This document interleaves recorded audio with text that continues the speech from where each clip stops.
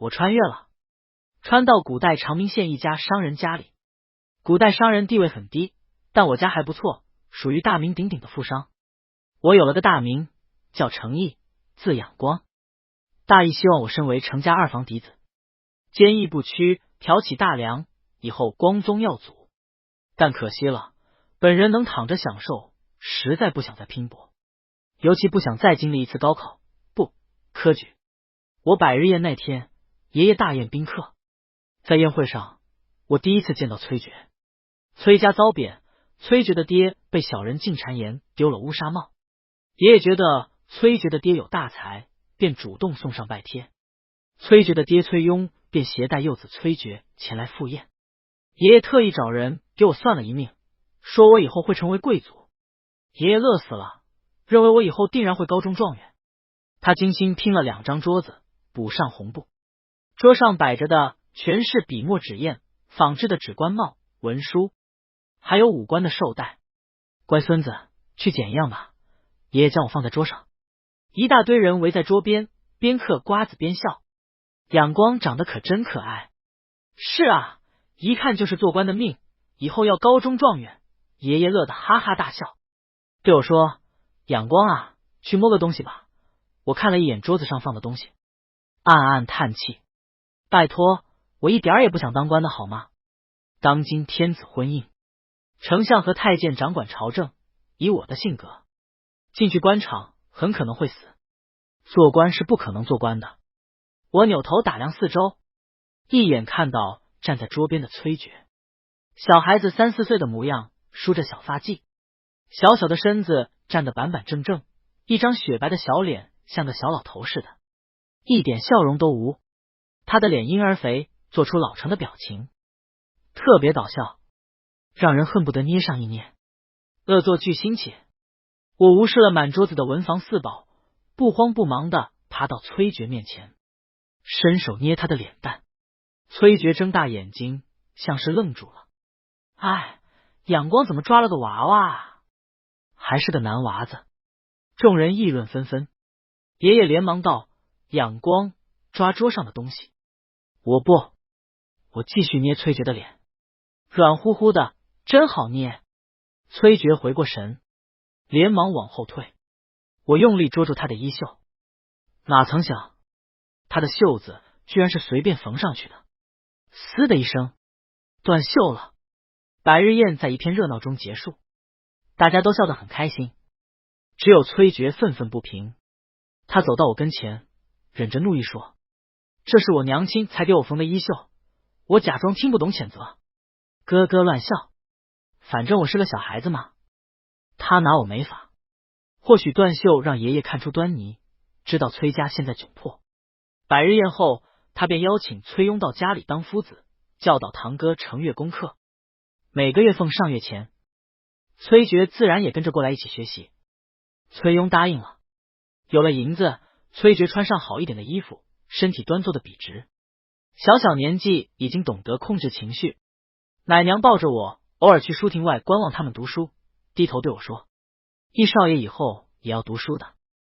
我冲凉亭里面的人笑。崔珏抬头看我一眼，挑挑眉，迅速转开，仿佛不屑与我对视。他越是如此，我来劲儿，只要碰到他，我必然呜呜哇哇扑过去，揪他脸蛋，抓他衣袖，好叫这清风明月般的小人儿气得血脸通红，才心满意足的作罢。我是幼儿，崔珏和我计较不是，不计较也不是，后面见着我就绕道走。其他人知笑，嘻嘻的说：易少爷喜欢崔公子呢。是啊，感情真好。易少爷百日宴上谁都没瞧上，就瞧上了崔公子。崔珏的父亲崔庸看在眼里，对爷爸道：不如让角儿带易少吧。爷爷迟疑道：会不会打扰角儿？不会。爷爷高兴地说：好。于是我每天都被奶娘带来扔给崔珏。崔珏指着敦实的我，小脸涨红。父亲，我恐怕带不了小孩。崔庸道：带得了。崔珏又说：小孩会打扰我读书。崔庸迟疑，我连忙摇摇晃晃的爬到崔珏的书桌边，拿起毛笔递给他。崔庸看得笑了：易少爷让你读书呢。崔珏愣住。读书的过程中，我在旁边的小蒲团里打滚卖萌，累了就睡觉，反正不打扰崔珏。崔庸讲完课说：“珏儿，易少爷乖巧的紧，他没打扰你读书，程家有恩于我等，以后你多带带他。”崔珏一张小脸涨得通红，随后拱手作揖：“珏儿听命。”此后大部分时间，崔珏得陪我玩。崔珏读书的时候，我乖乖巧巧的坐在一边，等崔庸一走，必然开始捏他脸蛋。崔珏气得揪住我的脸，一通乱揉：“程毅，你跟我等着，总有一天必收拾你，收拾我。”做梦呢！哈哈！一转眼，春夏秋冬过了2轮，爷爷奶奶偏心，非常疼爱小儿子，也就是我爹。我爹除了脸一无是处，是个彻头彻尾的混账。我娘生我时，他出去鬼混，气得我娘流血难产，最后死在产房里。新潮流行养娈童，开了许多男风馆，男人和男人也经常勾勾搭搭的。我爹没娶妻，纳了2个男妾，天天在家里咿咿呀呀唱戏，还抱着我一同看戏，说：“阳光啊，男人也得劲的很呐，等你长大了，我也给你那2个男妾。”就这一副浪荡子的模样，爷爷奶奶却喜欢的紧。伯伯一家勤勤恳恳打理生意，却不得好脸，偏心太过，连我都看不下去。我2岁，该蒙学了。我去书亭和崔珏、程月一起念书，他们将我搬离崔珏身边，重新放了一张桌子，让我坐在案桌后读书写字。离开的时候，崔珏笔直的脊梁挺得更直了，嘴里常常松了口气，甩掉我这个包袱。他应该很高兴，我已经逗他逗得差不多，毫不犹豫的离开他身边，坐到离他最远的位置。读书吧，今天继续讲《论语》。崔庸敲了敲案桌，我趴在案几上玩笔。因为倒是批命的缘故，爷爷对我做官寄予厚望，但我实在不想做官，故而不认真学。且爸爷经常骂堂兄木讷，我干脆装笨卖蠢，不学习，在课堂上乱爬。我一通胡闹，把大房嫡子，也就是我堂哥程月，趁得聪明伶俐，勤学上进，像个天才。爷奶看在堂哥程月面子上，总算对大伯一家好多了。时间又过了1年，这1年的夏日，天气格外炎热，如同火烤。古代的夏日没有空调，日子十分难过。但古往今来，权贵富足之家总有办法享受。他们早年就在阴山里挖很深的地窖，藏了许多冰，等炎炎夏日再拿出来纳凉。普通人家自然担不起藏冰的费用，也没有藏冰的地儿，故像我们家每年得盯着几个大户，等他们散些冰来，我们再买些。借着买冰的名头，商人们得向权贵们交银钱上贡，年年如此。然而今年天气太过酷热，京城最受宠的皇子安王收罗天下冰块，给圣人筑了一座冰屋。据说冰屋绵延几里，每日遇光则化，需要一直有人补充冰块。冰块被上贡，下面的人自然用不上冰。不知爷爷从哪里运些冰来，分给我和爹爹，大伯一家自然是没有的。崔珏小小年纪，便像个古板老头儿，衣服头发一丝不乱，大热天的居然还穿书生长衫。很快他就中暑了，我主动提议让崔珏到我房里住吧。崔庸，这怎么好意思呢？我望着凉席上虚弱不堪的崔珏，没什么不好意思的。于是崔珏搬到我屋里住，和我躺在一张床上，床下存放了冰。晚上他终于悠悠转醒，一扭头看到我躺在旁边，震惊的差点从床上掉下去。你怎么在这里？我揉着眼睛坐起。你中暑了，家里人让你和我以后一起睡。崔珏沉默片刻，穿上拖鞋跑出门外。我没理他，安静的等着。不久，门外响起敲门声。谁啊？我故意问。门外没答。易少爷。崔庸的声音响起。崔珏想和你一起睡，他不好意思开口。我暗笑，让奶娘打开门。崔珏红着脸站在门外，与我对视一眼，便别开眼睛。那年夏日，我和崔珏一直睡在一起，或许有一起睡觉的情谊。他不再处处避着我了。也是在那年，天气巨热无比，又逢大旱，死了很多人，把卜子全部关好，所有粮食不许卖。如果有人来买，若是权贵人家，须得通知我；若是穷苦人家，一律回答没有。爷爷下了命令，他认为天地大旱，作物欠收，粮食必然涨价，他囤了很多，就等着高价卖粮食。不止他这么做，其他大商人也这么做。据说崔庸去和爷爸商量过，希望能低价卖粮，莫要让穷人家饿死。爷爷打了太极。第二日，崔庸带着我、崔珏、程越前往郊外的破庙，里面住着许多流民，他们不被允许进城，个个饿得面黄肌瘦。天气炎热，水源枯竭，好多人又饿又渴。我们刚过去，就被人呼啦啦围过来讨要东西。人太多，我们的衣服被扯得稀巴烂。推操间，我年纪最小，被推倒在地。崔珏和陈越赶紧将我拉起来。崔庸拿剑下退流民，又带着我们往东走。城外的田地已经被开垦出来，可惜都干裂无比，里面的农物全被晒死。水源枯竭，农民必须从很远很远的地方一桶桶的担水打湿农物，男女老少衣衫缕缕，从远处的山脚背着挑着木桶，顶着烈日连绵成一片。崔庸站在高处，望着那一行行村民，一块块农田，眼眶湿润。看到了吗？百姓之间无需言语，我们已然被深深震撼。崔庸转头看向我和程越，若没有这些百姓辛苦劳作，我们必然不能在家里好生读书。我知你们读书是为了做官，为了光耀门楣，可做官的初心是得为国为民啊！你们能否劝劝你们的爷爷，让他开仓放粮，或者低价卖粮？原来崔庸带我们出来走一走，是这个目的。程越喃喃道：爷爷不会听我的。崔庸道：去或者不去，全凭自己。回到家里，我问程越：你要去劝爷爷吗？程越点点头，要。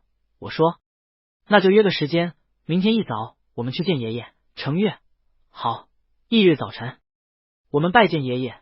若爷亲热地问我和程越功课如何，祖母、伯伯、伯母、爹爹都在。我声音清脆地说：爷爷，一儿昨日新学了一首诗。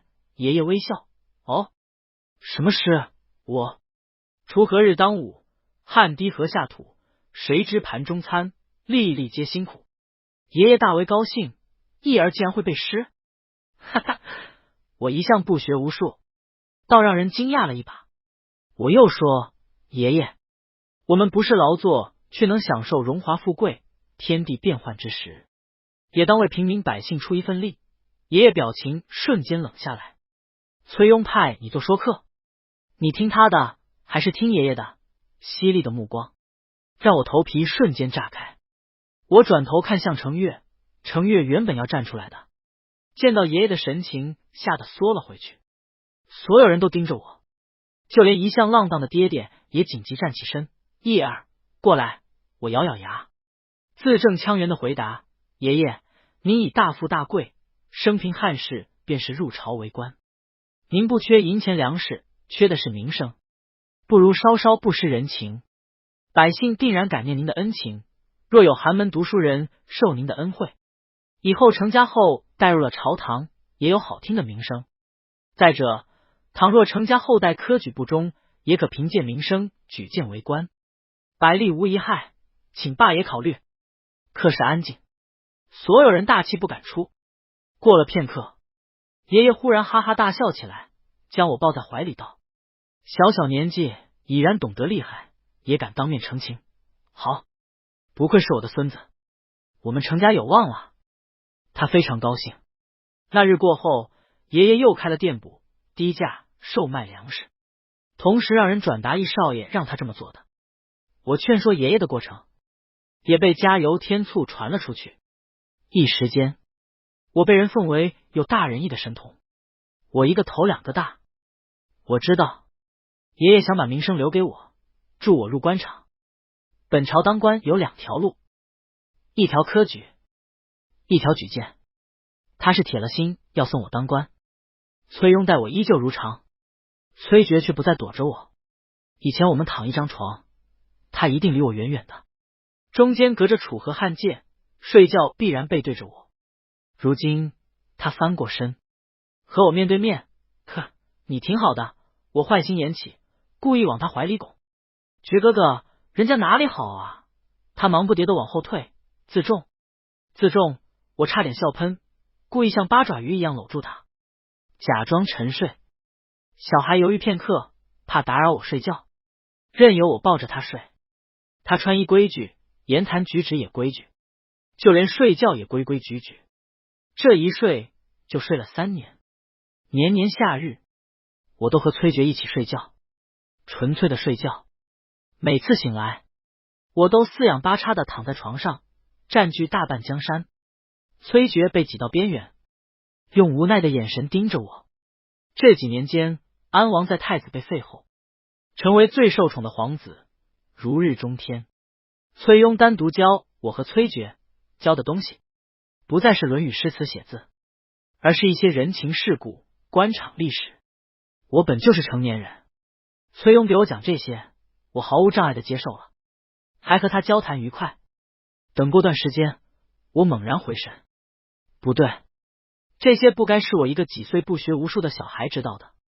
先生，你为什么要教我这些？父亲想收你为关门弟子。崔珏说。你愿不愿意？我想了想，说我不太够格吧。崔庸笑道，你机敏内秀，又有人心胆识，我不会看错的。谢谢你的夸奖。我无奈道。崔庸和爷爷说起关门弟子的事，爷爷高兴的替我答应了。堂哥程月知道后，表情黯然，但他并未过多言语，学习变得更加刻苦。崔庸虽不在朝堂为官，却是个人人皆知的大才子。我已经有神童名声，又被崔庸收为关门弟子，名声更大。可我清楚自己几斤几两，所有的光环都不过是靠着一个成年人的灵魂取得的。真不想做官，于是我开始故意藏拙。崔庸在上面发奋讲课，我在下面拿笔画画，一有机会就逃出去玩，还经常拖上小古板崔珏。崔庸睁一只眼闭一只眼。那日我拖着崔珏去看鸟，出了事。来到古代社会，我一开始也想像小说男主那样大展宏图，搞肥皂、建商补、制玻璃、造飞机，穿过来才明白，一切都是妄想。古代的阶级划分非常严重，3教9流，能做什么不能做什么都分得很清楚。哪怕爷爷放到现代社会，算是成功人士，在新朝也算不入流。我们家也就在长明县有势力，但若官员下来，大家都得跪着响应。古代交友也得看祖上是否做过官，出没出过名人。此种氛围下，人人向往做官。我曾经想拿钱开商补，被爷爷一口否决。他让我继续读书，对此我无能为力。在现代那么宽松的环境里，好多人都只能随波逐流，何况是古代等级森严的社会。我只是个普通人而已。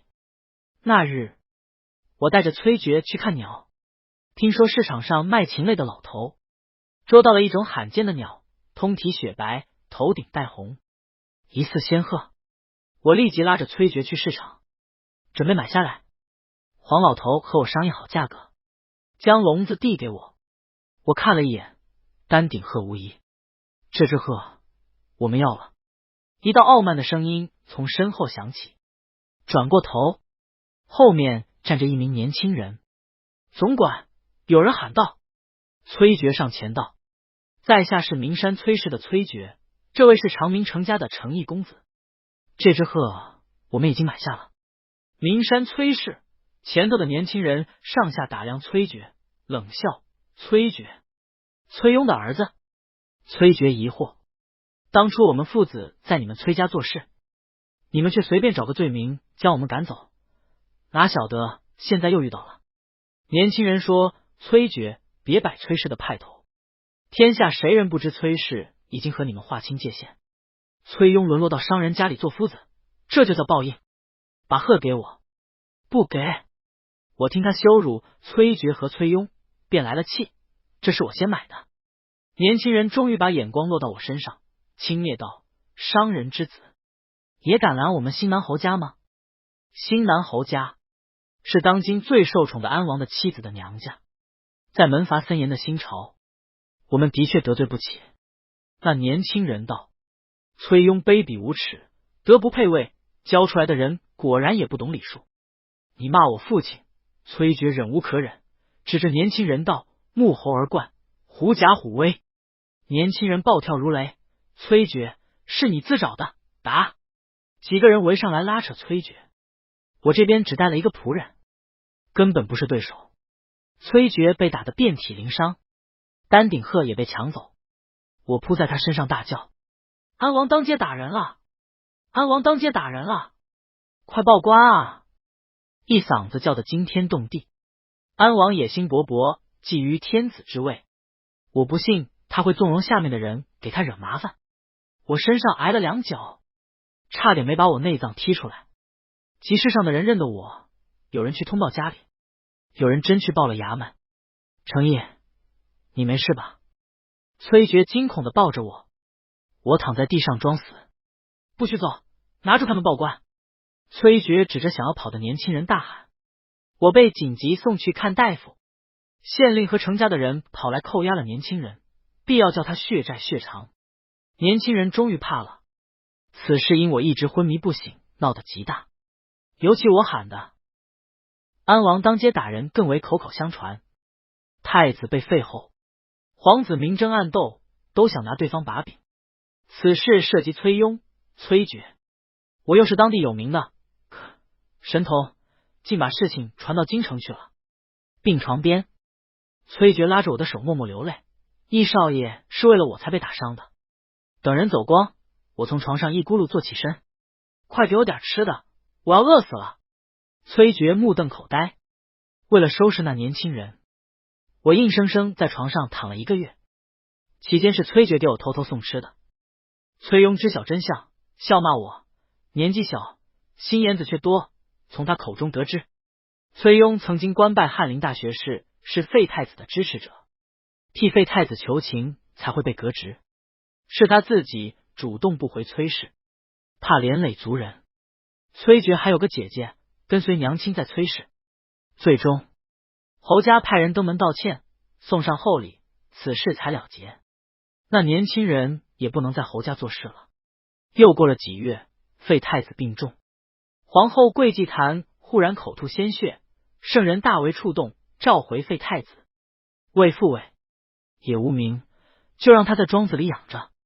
崔庸沦落做商人的先生，还被曾经的下人欺负的事情也流传到京城。也不知道废太子如何说的，圣人怜悯心起，又将崔庸召回进京，重入翰林院。崔珏自然跟着离开。离开前一天，崔庸和爷爷在屋里聊了很久，崔珏和我在书厅里收拾东西。崔珏，以后回了京，记得给我写信。我在他身边笑眯眯地说。崔珏回头深深看我一眼，点头，我有点失落。这么多年情分要走了，只说一个但我又想，崔珏一直不喜欢我，从小到大都是我自己贴着他跑，我又是他最讨厌的不学无术那种人，估计心里正想摆脱我吧。罢了。我转身走出书亭。翌日一早，丫鬟轻轻摇我，易少霸，易少霸。我迷蒙的睁开眼睛，怎么了？崔小公子要离开了，你不去送送吗？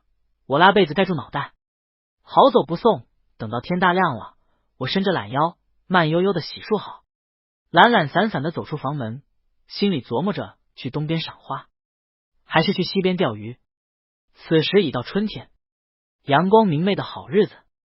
我刚走出门，便看到门口站着一道熟悉的身影。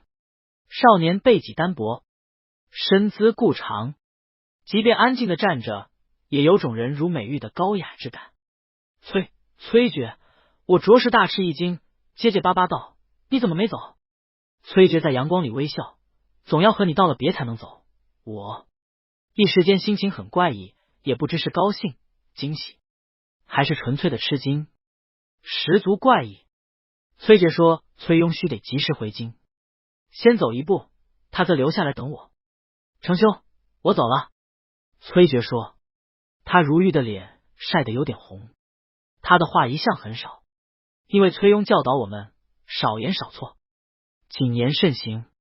崔珏这个小古板自然遵照执行，我不同，我想放什么屁就直接放。我愣着没反应，崔珏向我拱拱手，转身进入车架。我回神，连忙喊道：“崔兄，一路珍重。”他从车窗里探出头来，朝我挥挥手。马车沿着青石板离开，我静静望着马车离去。不知何时，堂兄程月站我身后道：“人已经走了，回去吧。”我想，哦，他真走了，心情非常失落，就像丢了什么重要的东西。爷爷忽然将我单独叫进书房，我以为最近玩的太疯，要遭他查功课，他却忽然问我：“义儿，你觉得废太子还有复起的可能吗？”我心里一惊，爷爸居然问我这事儿，摆明想着从龙之功，而且他主意的人选可能是废太子，不然当初也不会请崔庸到家里做西席先生。这种事我肯定不能答，答了意味着要担起整个家族的责任，并且大概率要被推进官场。我摇头说不知。爷爷笑：“义儿但说无妨。”我无奈道：“爷爷，天子圣人，皇子皇孙，乃老天主意的人选，非我等凡人可以左右。若想知道答案，不如去问问老天爸。”我随便甩了个锅，爷爷却像恍然大悟：“原来如此。”我不明所以。隔天我醒来，听说爷爷去了普济寺拜佛，1月才回。很久以后我才知道，普济寺里住着一位出了家的长公主。爷爷回来后夸我是福星神童，然后坚定不移的选择支持废太子。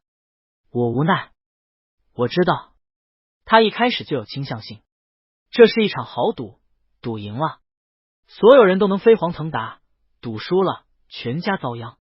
春末，我收到崔珏的第一封信，我挺惊讶，他现在是官员之子，不该和我这等不入流的商人之子混在一起。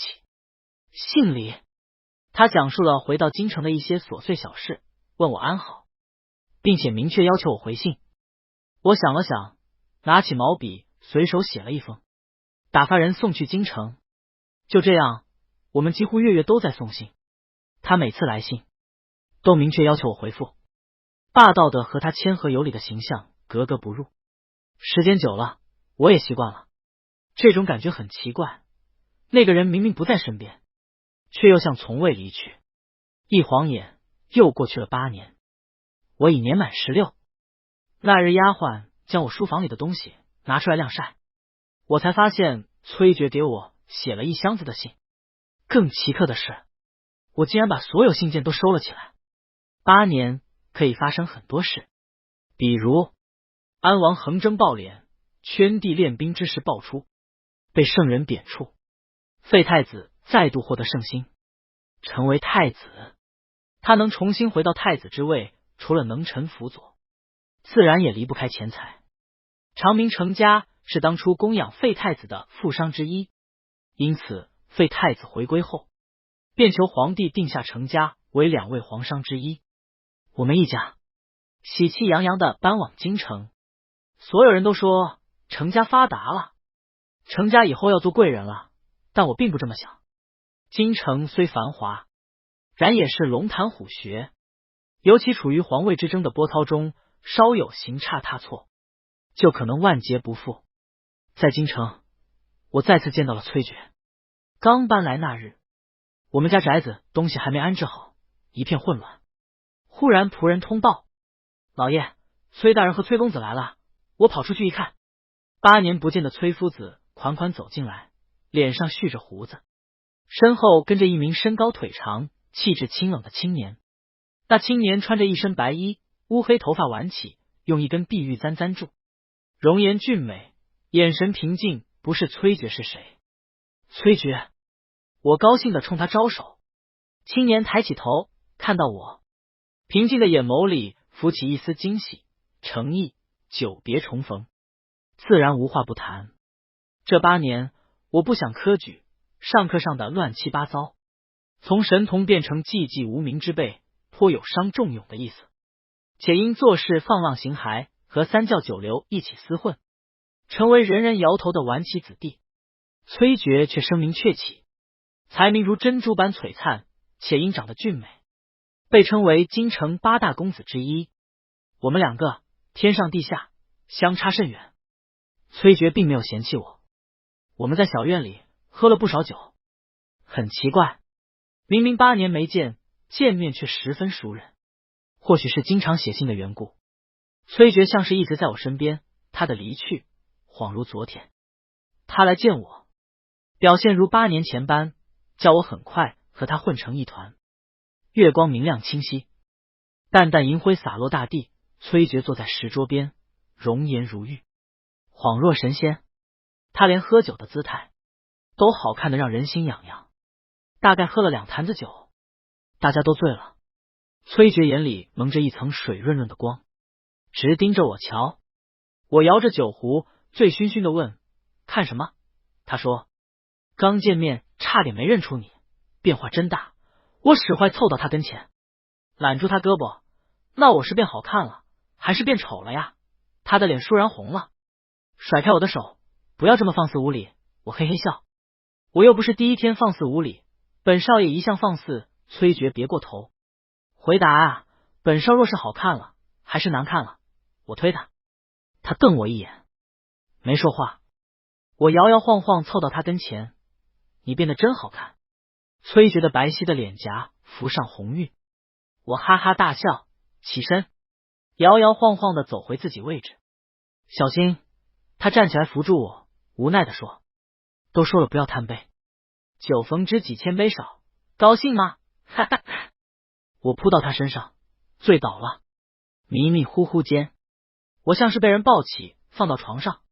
半夜被尿胀醒了，我睁开眼睛，准备翻身下床，一伸手摸到个温热的物体，黑暗里传来闷哼声。谁？我吓了一跳。是我。那物体说。我敲了敲脑袋，慢慢回神。崔珏，我问，你怎么在我床上？崔珏在黑暗里说，你不让我走。是吗？我记不得了。我犹豫片刻，总不好从崔珏身上跨过去，想想家里没收拾好，茅房很远，便懒得去了，重新躺回床上。一晚上我都很紧张，崔珏似乎也很紧张。我紧张是因为尿太胀了，我不知道崔珏紧张是不是也因为尿胀，应该是吧，毕竟喝了不少酒。我等着他去上茅房，我也可以跟着去，这样我们可以一起上友好的茅房。但他一动不动的躺着，我忍不住了，问他，你尿胀不胀？他说不胀。黑暗里崔珏没动静，他应该睡着了。我忍了大半夜，悄悄爬起身，准备从他身上跨过去，谁知黑暗里传来崔珏低沉的嗓音，你要做什么？我只好老实回答，撒尿。他沉默片刻，默默让开位置。之后几日，我都和崔珏混在一起，他走到哪儿，就像偶像一样被人围观，连带着我也像猴儿一样被围观。于是我有了标签，崔珏那个放浪形骸的朋友。崔珏的朋友都是些高门贵族，即便门阀低的书生，也都举止规矩，见面必称某兄，再拱手行礼，一丝不苟。我觉得太累了，不想这么做，喜提放浪形骸之名。爷爷教训我，我们想这么做都没资格。你要做啊，你不做，怎么显得与不识字不识礼的人不同？我说，酒肉穿肠过，佛祖心中留，有无礼仪，在内而不在外。爷爷笑骂，把你这副机灵劲儿放到读书上，早考中状元了。早前崔庸回京后，给我和程月做了保，我们2个商人子孙终于可以参加科举。以崔庸的身份，即便不中，我们身为他的弟子，也可以进行荐举，直接做个小吏。我考县试，胡乱写了几笔，睡大觉，理所当然没中。程月考中了，小小年纪考上童生，一举成名，后右中乡试，大出风头。从此长明县的神童变成了程月，我成为小时候得意长大不行的商仲永。我不介意，来到这个世界，我只想随心所欲的生活。如果可以，我甚至不想承担任何责任，我只想随心所欲的活。堂兄程月考中后，伯父一家终于扬眉吐气，得到爷爷的尊重。爷爷不再偏心不成器的爹爹，用力培养程月。这几年不停花重金为他拉关系，带他出行见贵人，就连太子也带着去过一次。众人皆知程家有个神童程月，提起程二郎程毅都摇头。爹爹很不服气，我骂他，你个老不休，天天不干活就可以吃香喝辣，还不好吗？不知道要得越多，劫难越大。伯父他们要名，你就给呗，真闹翻了，看他们养不养你。爹急道，万一以后爷爷不把财产留给我们父子，那就完了呀。我骂他，你个猪脑子，我是崔庸的弟子，又是兄弟，都是一条船上的，撕不破脸。程月要做官，他是商人之子，必定更珍惜自己名声，怎能干独吞财产之事？人家谋的是官，是光宗耀祖，谁求你的金银财宝了？爹被劝高兴了，不再作妖，一家人变得格外和谐。偶尔伯父伯母炫耀，我们都真诚夸奖，他们开心，我们也开心。如今搬到京城，伯父忙着带程月出去寻关系，见世面，我没事做，天天吊儿郎当的闲逛。我想找崔珏玩，但崔珏和我见面的时间越来越少，他很忙，他在准备考试。某日，他忽然来寻我，带我出去。我问去哪儿，他没说话。到了才知是一处书屋。你带我到书屋干什么？我问。买书，他淡淡的说。买书？对，明儿起，你和我一道去白鹿书院。什么？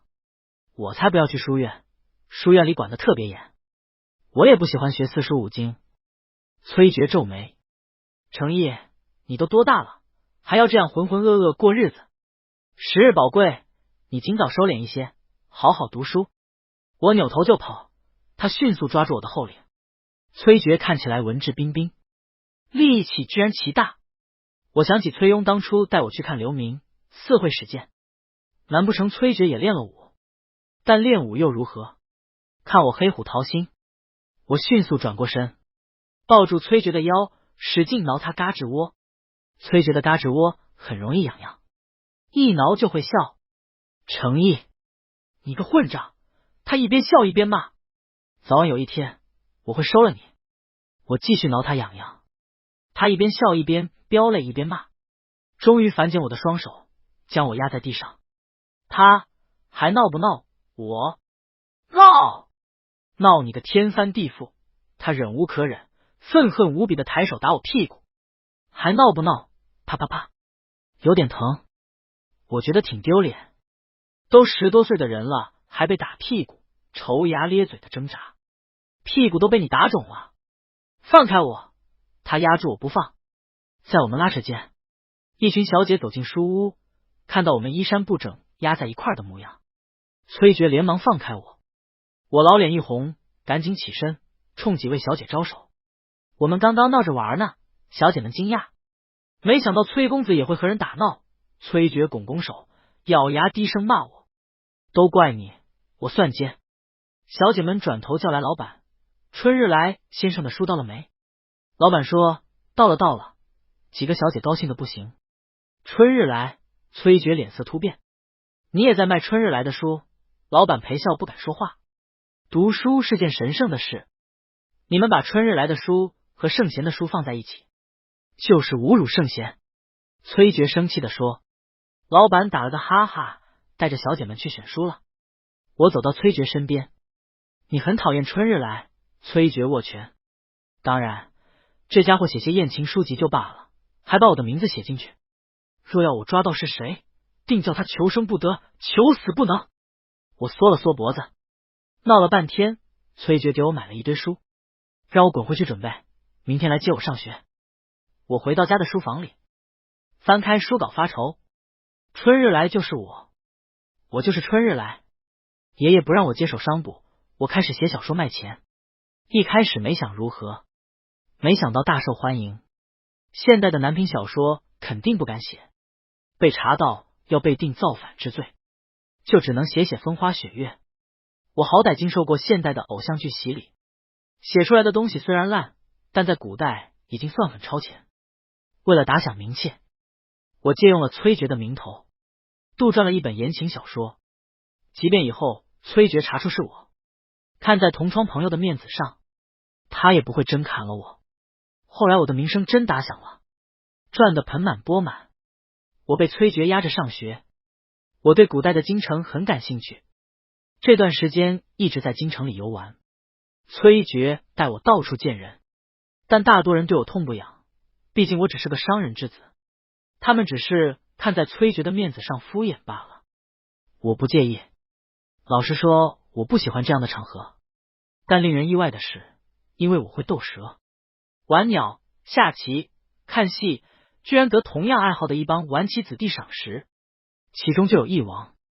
他作为圣人弟弟，胸无大志，整天吃喝玩乐。我擅长吃喝玩乐，自然得他的喜欢。听说我和翼王混在一起，崔珏极不高兴。你不知道他好难色吗？你长这样，懂不懂得避嫌？我指着自己的鼻子，吃惊道：啊，有人看得上我？崔珏气得扭头就走。其实我也并不太喜欢和贵族子弟鬼混，但翼王发请帖，我总不能推了。我去赴宴，奢靡的宴会上，翼王叫来几个男人陪客，喝多了，竟然当场办事，我看得目瞪口呆。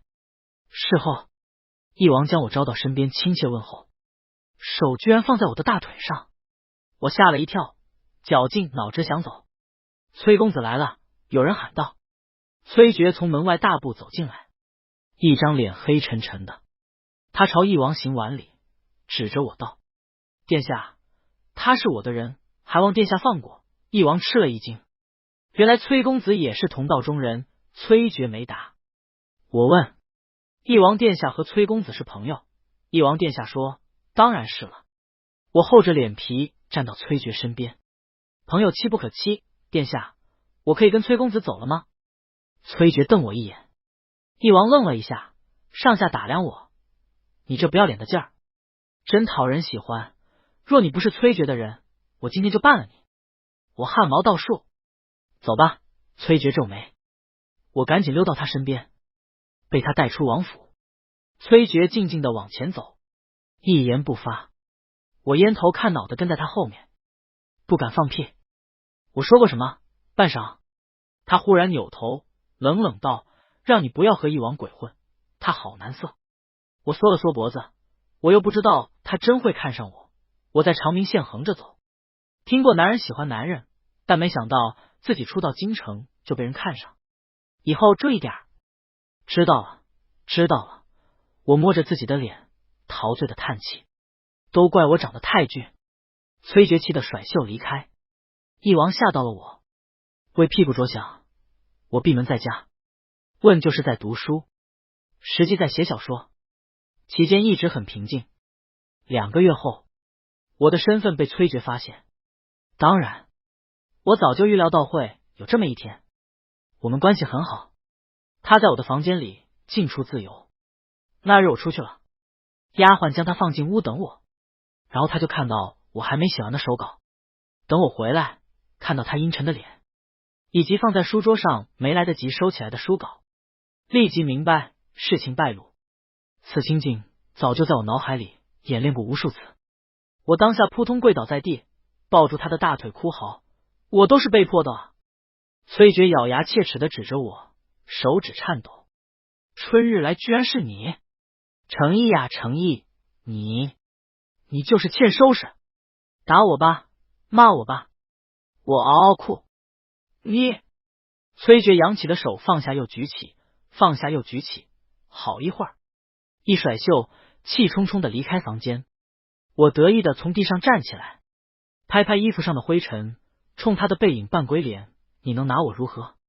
说白了，我就仗着他不会拿我如何，才敢肆无忌惮的将他写进我的小说。崔珏一连几天都没理我，我知道他还在生气，也不凑过去膈应他，除了暗地里写点言情小说挣钱，我平时极其低调，不再像以前那般斗鸡走狗，老老实实的去白鹿书院念书。我深知京城天子脚下太多王公贵族，若不小心惹了他们，一个皇商算什么？我极力避免，依旧还是出了错。那日学院休幕，我和崔珏一前一后慢悠悠的走着。我知道崔珏已经不那么生气了，便厚着脸皮围着他讨好。贵公子一脸清冷高贵，不管我说什么都嗤之以鼻，不肯搭理我。旁边的人本就不喜欢我低微的身份，如今见崔珏和我关系不和，便说了些嘲笑的话。崔珏立即怒道：你们有什么资格嘲笑他？商人之子又如何？若论出身，在座各位祖上往上数，也有卑微的时候。圣贤书里讲究礼仪，你们的圣贤书是读到狗肚子去了吗？说罢拉着我赶紧下山，耳提面命道：你跟我好好读书，不求你金榜题名，至少得考个进士。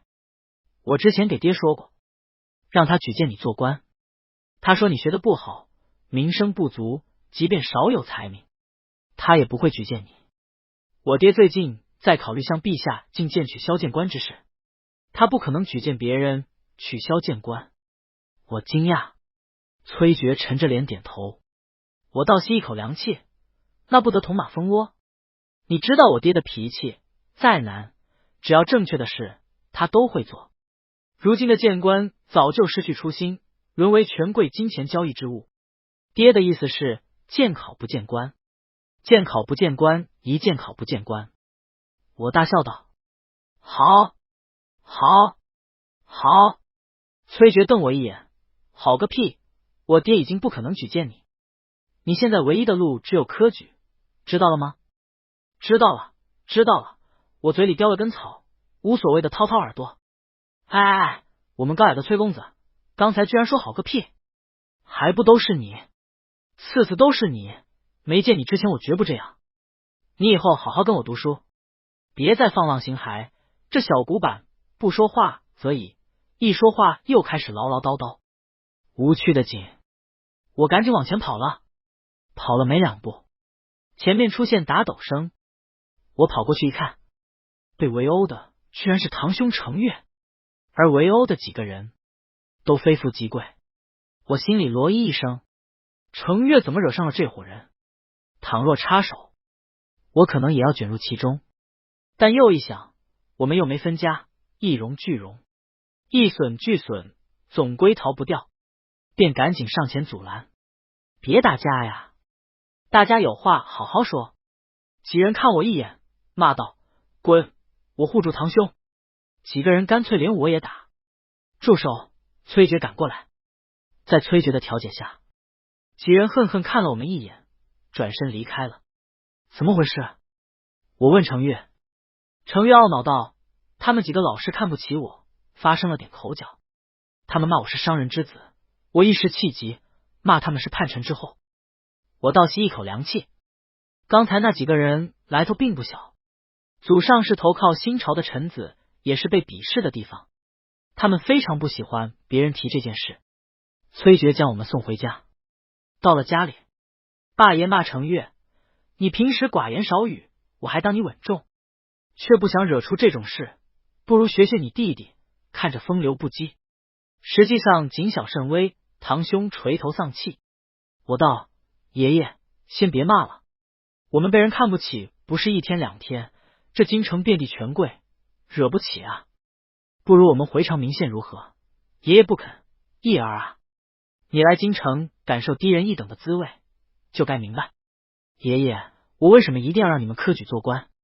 我叹了口气：爷爷，你可明白，崔夫子出身大族崔氏，平时清正严明，尚且在朝堂起起落落，若不是太子殿下负起，他可能一辈子也只能做我们家的西席先生。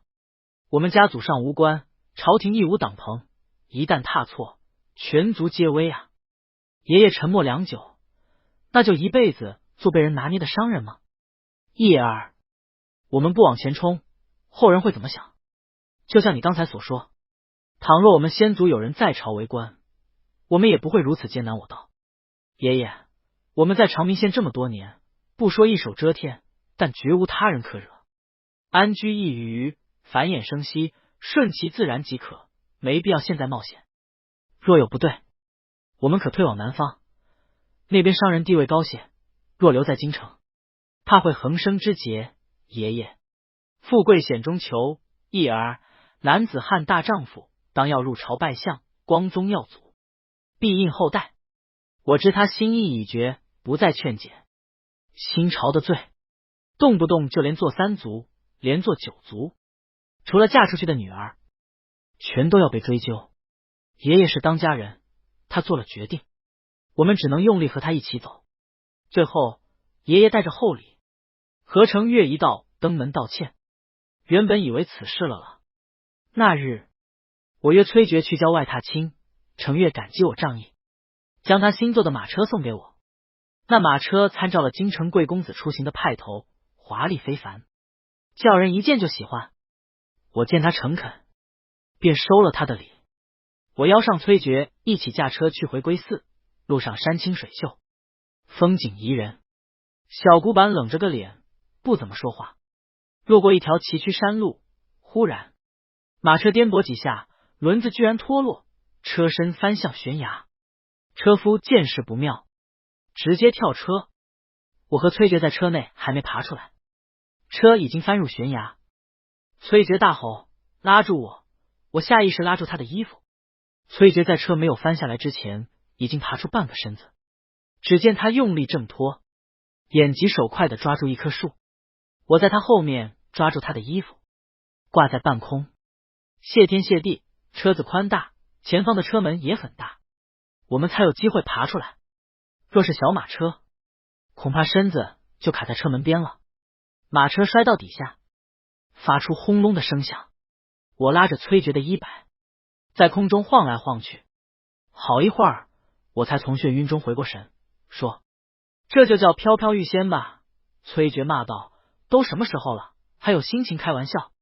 我笑着说：“寿数有天定，咱们死里逃生，肯定能活下去。”崔珏愣了一下，笑骂一句，赶紧爬边上去。我差不多已经平静下来，经过努力，我们2人爬上了树枝，坐在树干上喘气。远方太阳升起，山川云雾缭绕。我大笑着说：“崔珏，你看，也不全然是坏事。我们处于这个位置，刚好可以独占这份美景，说不定前无古人，后无来者呢。”我静静望着景色许久，忽然我注意到崔珏没有看前方，而是一直在盯着我。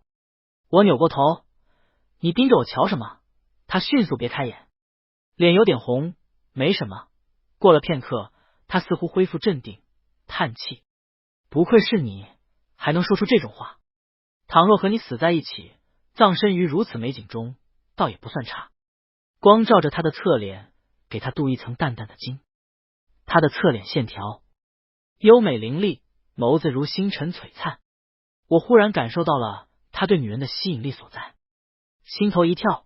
我转开头，转移话题：“崔公子，看不出你一表人才，臂力很强啊。”崔珏说：“我在你不学无术的时候，早起读书，上午练剑，下午除了读书外，还要弹琴作诗，瞧瞧你这身板。”行，崔公子最厉害了。我们说笑着分析为何马车会突然失灵，大概是马车被人动过手脚。马车是程月的，想必有人要害的是程月，程月将马车借给我，才让我和崔珏遭了殃。如果这次不是有崔珏在，我已经粉身碎骨了。好久都没人来，我开玩笑缓解心情：“崔公子，你救了我，要不要我以身相许啊？”我每次逗他，他都会面红耳赤，骂我放肆。这次他却说：“行。”回了京，你就嫁给我。我讪闭嘴。等到大中午，我们才被人捞上去。马车之事彻底激怒了崔家父子，他们连夜去了东宫。隔日，太子便高调派人到程家送礼。不久，我在书院里老老实实念书时，当初殴打程月的领头2个被查出贪污腐败之罪，又有殴打死平民、残害程家崔家子孙之举，最终革职流放。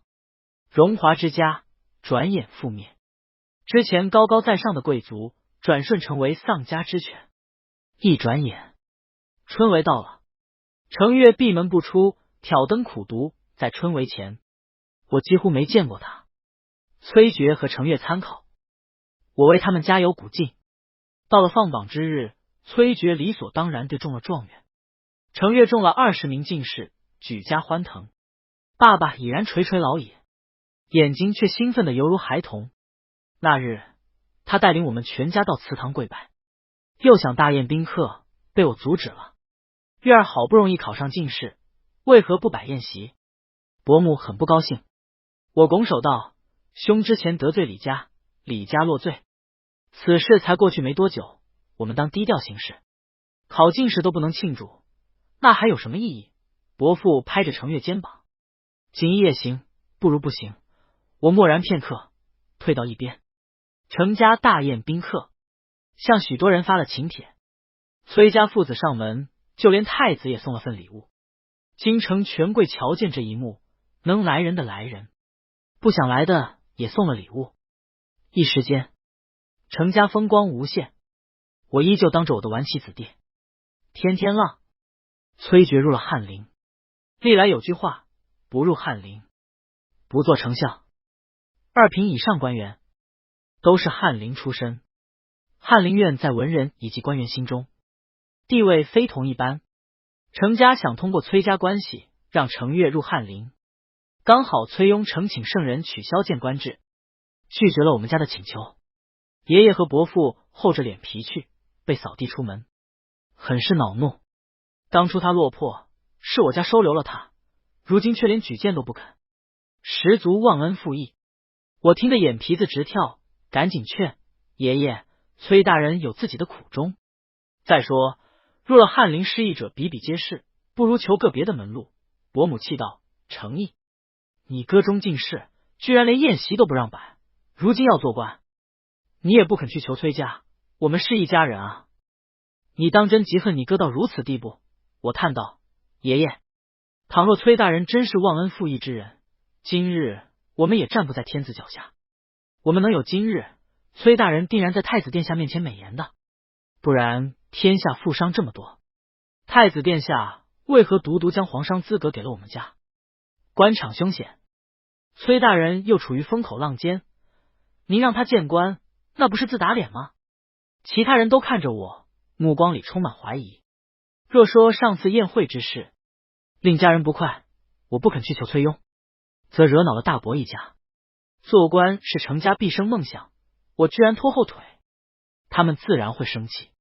爷爷和伯父谈事情不再叫我，也不知他们怎么做的。程月真入了翰林。不久，崔珏问起我之时，才知伯父走通了忠王的门路。你可知忠王与父亲政见不合，你们走他的门路是要和父亲作对吗？他有点生气，眉头紧皱，事情尴尬了。我连忙回去问爷爷。爷爷端着茶水淡淡道：他崔庸忘恩负义，不肯见官，我们能如何？自然要找别的门路。为了让忠王推荐，爷爷送给忠王3000两白银。我苦笑，家里居然这么有钱。爸爸如今精神矍铢，掌握大权，伯父跟着做生意，爹爹不是生产，爷爸坚决不让我和程月碰生意，故而我一直不知晓程家到底有多少钱。既然做都做了，于事无补，我闭嘴。过了不久，爷爷找到我说，忠王让我们办一件事。我立即道，他收了我们3000两白银，还要我们做事。爷爷，程月的事已经了，你可千万别再和忠王搭上关系。崔大人敢向圣人提议取消谏官制，肯定获得太子殿下许可。你已走了忠王的门路，又送白银，咱们可是太子殿下点的皇商，把钱送给外人，还走别人的门路，再牵扯下去，殿下会生气的。爷爷叹气，这就是我找你的原因。忠王想让我们买下安王在郊区的宅子。安王和太子是死敌，那宅子如今被封着，虽说可以买卖，却无人敢动。你出面去买。爷爷说。我无言以对。我把此事告诉崔珏，崔珏条条好看的眉。好端端的，忠王买安王的宅子做什么？不知道。崔珏思索片刻，道：这事儿你不能答应。你买宅子定然会激怒殿下。那现在该怎么办？崔珏手指轻扣桌面，道：我来处理，你在家好好待着。吃过饭后，崔珏匆匆离开。不久，有盗贼夜闯安王宅子，被发现了。太子殿下向圣人禀明，圣人命人去彻查宅子，居然发现宅子下方还有一处密室，里面藏着账本以及一堆书信，其中就有安王和忠王的亲笔书信，以及私吞盐矿的账本。崔庸上朝弹劾忠王，圣人大怒，将忠王罚到千里之外的苦寒之地，一辈子不得进忠王一走。崔庸取消谏官制，无人阻拦。天下文人苦谏官制久矣。知道消息后，争相庆祝。崔庸对谏官实行考核，若过不了考核，一律停用。此等动作极大，想来是太子想整顿吏治，笼络寒门之心。若太子这般人物能当皇帝，我入官场似乎也不是不可以。我真准备好好念书了。爷爷和我下棋。我叹道：爷爷，你让我去买宅子，实际上是想通过我向崔家父子通风报信吧？爷爷下一颗棋，忠王以为我属太子党，购买宅子不会被阻拦。他看不起我，认为我胆小，不敢忤逆他，却不知有个词。我接口，老奸巨猾。爷爷哈哈大笑，笑了片刻说：之前终究是我错了，义儿，你是对的，我不该走忠王的门路，还好能及时纠正错误。他又盯着我叹道：倘若你肯花心思做官，我又何苦非要供你堂兄？你呀，哎，你在我心里才是最好的。我轻描淡写道：下次我去科考。达爸吃惊抬头：你终于愿意科举了？我点点头。好，好，好。爷爷大笑。我们程家必然飞黄腾达，翰林院里一堆关系户都是通过谏官进来的，其中也包括程越。崔庸亲自到翰林院里考核，崔珏带我作陪。日头很大，进考场前，程越走到我和崔珏面前，拱了拱手，叹道：费尽心思，终成笑话，让二位见笑了。我拍拍他的肩膀：哥，你有真才实学，不怕。程越深深看我一眼，转身走进考场。锣鼓响起，考核开始。我趴着栏杆往下望，有些人神色惶惶，有些人痛哭流涕，反观程越镇定自若，下笔如飞。崔珏在我身边道：不用担心，程越会留下来。我转头：这次真要多谢你。他笑了笑：感谢我也没见你拿出实际行动。我坏笑着拍他肩膀：那要不选个日子，我以身相许。他俊脸微红，气愤道：放肆！你能不能改改性子？我嘿嘿笑：改不了，要不要以身相许啊？不要就拉倒。崔庸宣布留下的名单后，我和崔珏便悄悄离开了。我们请崔珏在杏花楼喝酒，算是偿还他的恩情。崔珏这样的贵公子，神情变化极少，但我感觉得出，我把他哄高兴了。这段时间为忠王的事，我紧张的几乎睡不好觉，就怕事情不顺，最终牵连到程家。还好结果是好的。在所有人以为程家蒸蒸日上之际，一夕之间，忽然发生了一件大事。程越受邀出去吃饭，竟打死了人。打死的那个人是太后的侄子。程越被下了监。那天下大暴雨，天地一片阴沉迷乱。我买通狱卒，偷偷跑进监狱里询问程越。程越抱着头痛哭。原来程越是忠王的谏官，忠王倒台后，他也受到影响。后续崔庸整顿吏治，翰林里尸位素餐之人走得七七八八。程越考核过了留下来，然而新来的官儿憎恨谏官，抱团排挤他。程越回家从未多说，实际日子过得非常艰难。那日，几个留在翰林院的谏官抱团在酒楼喝酒，和另一拨人发生口角，最终打了起来。程越有前车之鉴，不敢插手，匆匆跑了，却不想中间死了人。我仔细询问，程越坚决否认，我没打人，当时的小二可以作证。我暗暗松了口气，没关系，你没参与打架，应该没事。我和崔珏说了此事，崔珏道，如果程越所说为真，此案他定然无辜，就怕有人借此构陷。我悚然一惊，程越小小官员，能惹什么人？崔珏无奈道，程越不算什么，如果背后之人想要对付的是程家呢？当初你们程家在京城露脸，十分高调，一介商人如此富足，能不遭人嫉恨？我叮嘱过你们，切记莫要招摇。哎，仅仅是高调，也不该用死人栽赃吧？我说，当然。崔珏颔首，拧眉沉思。众所周知，程家是太子的人，我担心有人利用程家对付太子。崔珏一番话，我明白了，依旧是权势之争，有人想对付太子，便想铲起党羽。程家底蕴不足，行动又高调，自然成为首选。我心里沉甸甸的，倘若只是一个杀人意外，程越肯定没事，但若牵扯其他，只怕程家也会遭殃。仰光，这事儿你莫要出头。崔珏捏住我的手，目光殷切。记住，先不要轻举妄动，就怕忙中出错。我用力点头，崔珏这才松开手，匆匆离去。回到家里，一家人问我崔家什么看法，我告诉他们，不要轻举妄动。伯母急坏了，哭着道，我的月儿啊，早知道就不让他做官了。住口！爷爷重重拍桌。伯父赶紧拉着伯母离开。事情果然往最坏的方向发展。杀人案还没查出所以然，有人在朝堂弹劾程家向太子行贿，那人居然拿出账本等证据。程家也的确给过太子金银。太子见势不妙，第二日又背着刑条赴京请罪。皇后一把鼻涕一把泪的在皇帝面前哭诉太子曾经多么艰难，吃不饱穿不暖，才接受了程家救助。圣人终究喜爱太子，他放过了太子，把怒气撒向程家。太后因侄子之事对程家不喜，也不知怎么回事，原本与程越一伙喝酒的人，竟纷纷指认是程越杀人。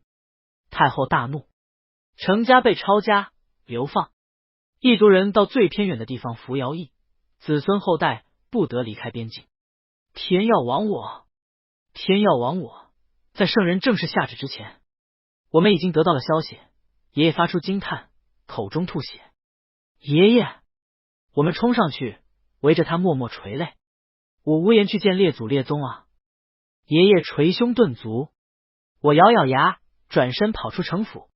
叶儿，你去哪儿？我头也不回。崔家，你要嫁给我？崔珏惊得手中的笔都掉了。我用力点头。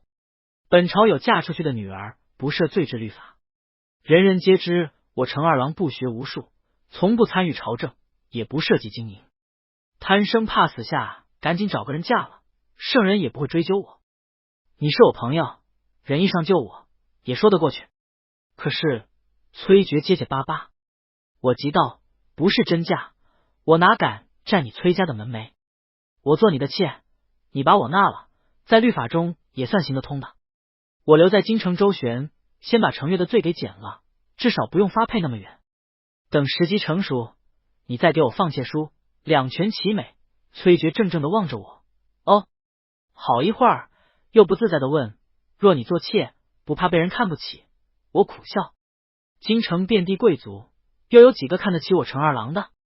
反倒是你，未成婚那男妾，怕是要被非议。你若不愿，我也不会怪你。京城繁华，却不是商人子弟的地盘，森严的门阀等级，不是一个穿越者挥挥手就能改变的。我见他犹豫，起身要走。崔珏忽然站起身，拉住我的袖子。我愿意。我回头望着他，烛光里，崔珏的眼眸黑润泽。我高兴的抱了抱他，好兄弟。崔珏的脸红了。见过崔庸，他叹道：两光，你总让我吃惊，绝境下竟被你想出这条法子。能屈能伸，大丈夫也。他也赞同此法。倘若他出手调查，那就是与圣人太后作对。我出手就没问题。于是在圣人下旨的前一天，崔珏敲锣打鼓的抬着轿子到我家，把我给娶了。我穿着大红嫁衣，吊儿郎当的靠在门口，任由人稀奇的打量。家人默默站在我身后。我大概是第一个光明正大被娶的男妾，毕竟不招摇过市。别人怎么知道我嫁给崔珏了？众人惊骇又好笑。程家二郎为了活命，居然嫁人了，抛下家人独自享福，还是做男妾，简直不知羞耻。果然，低贱之人行低贱之事，大概我是现代人，又大概因为我活过两世，故而心理素质极其强大。别人怎么嘲笑，我都嬉皮笑脸的，不怎么在意。马车里，崔珏紧紧握住我的手，仿佛在安慰我。我说没事，回到崔府，里面挂着几条红绸，几个红灯笼。崔珏不好意思，婚事办得匆忙，你将就吧。我哈哈笑道，无妨，能一天之内搞成这样，已经算不错了。我拍拍崔珏的肩膀，谢了兄弟。他说走吧，进去拜堂。拜堂？我惊讶，还需要拜堂吗？崔珏不看我，做戏总要做全套。我走进喜堂，崔庸坐在主位，笑眯眯的看着我，周围的布置弄得像模像样。我有点不自在，咋真像拜堂啊？我和崔珏当真拜了堂。说实话，路上招摇被人嘲笑的时候，我没什么情绪，拜堂反而让我极不自在。我以为大门一关，就该扯下身上的喜服，坐下商讨事情的，结果居然还得拜堂。好吧，拜就拜吧。我以为拜完堂就该没事了，结果不久又来了个太监，竟是太后身边的红人罗公公。太后听说程二郎嫁给崔公子做妾，特意派奴婢前来瞧瞧。罗公公笑眯眯地说，太后她老人家想知道这妾是真做还是假做呀？我简直想爆粗口，他娘的，死老太婆摆明了想坐使我做妾的事，羞辱我。但我是什么人？我笑道，公公放心，我和崔公子情投意合，我们是真心相爱的，真做就真做。我扭头打量崔珏，这家伙长得一表人才，相貌俊美，被他压也不算吃亏。晚上，那死太监居然在门口守着，非要听墙根。我和崔珏直挺挺躺在床上干瞪眼。过了一会儿，崔珏说，咱们起来摇床，弄出响动，或许他就信了。我深深叹了口气，算了，既然都到这一步，也不差最后一步。崔珏一下子没了声音，好一会儿才干涩的问道，来真的？太后特地派了个公公过来守着，摆明了要让此事成真，再作假恐怕更惹他生气。我双眼一闭，大刺刺的展开四肢，来吧，不要怜惜我这朵娇花。崔珏僵硬片刻，缓缓起身。第二天我根本下不来床，死太监进来看我凄惨的样子，心满意足离去。下午圣旨下达，官吏直接绑了程家人，核对好账目，便将人送出城去。我因为伤势太重，没法送行。我嫁入崔家，证明程家并没有完全落败，京城里还有人在。崔家如日中天，没人敢惹。抄家也有各种抄法，派去的官吏虽然鄙视我，但又怕得罪我，怕万一我吹枕头风什么的吃不了兜着走，故而抄的不太过分。家人拿了点钱财上路，他们睁一只眼闭一只眼，有崔庸打点，路上也不会太辛苦。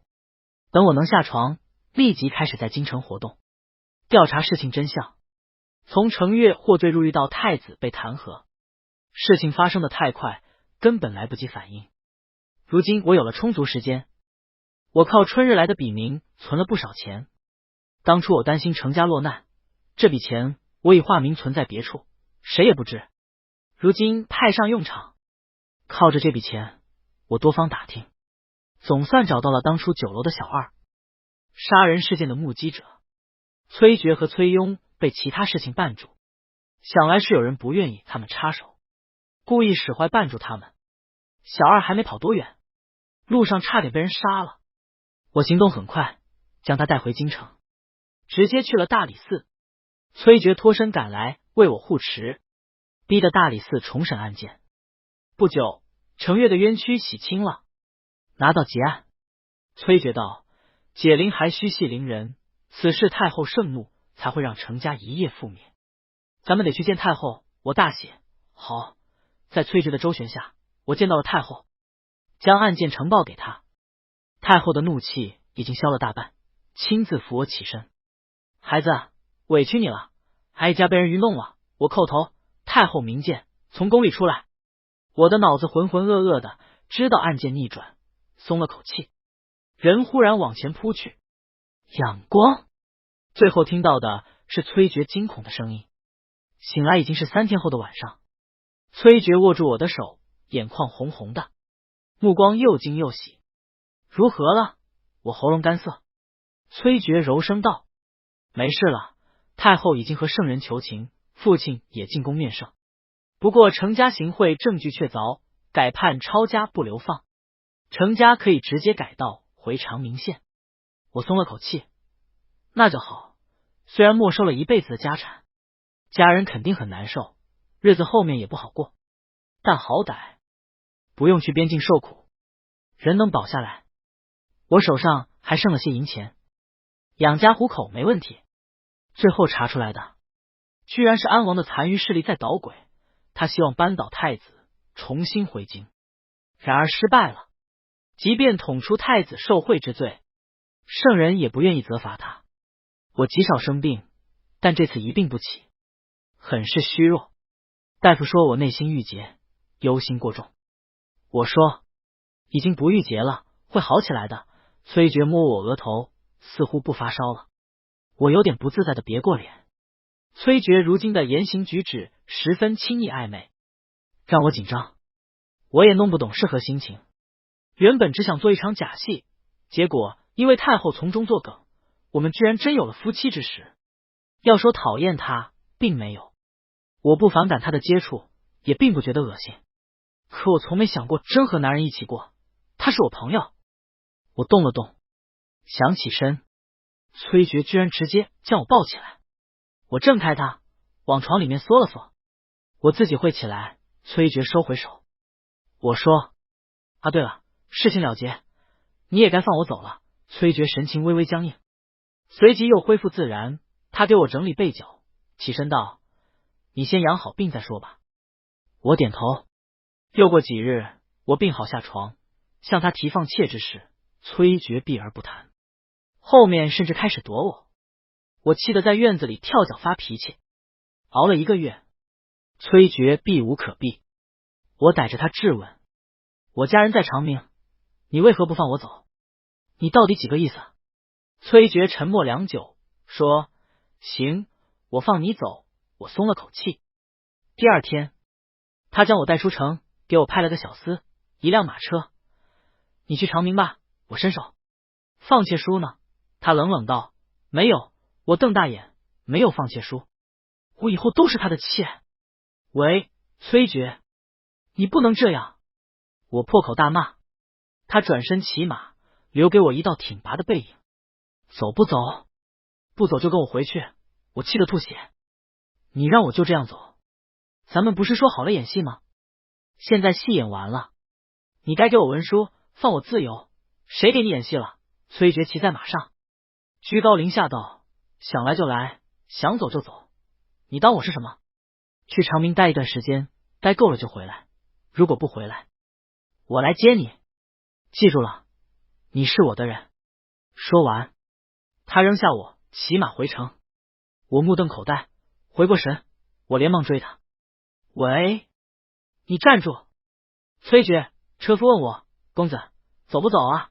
我站了会儿，爬进车内，气冲冲道：“崔爵，我跟你没完！想和我斗，我必闹个天翻地覆。等我回来，咱们慢慢玩吧。”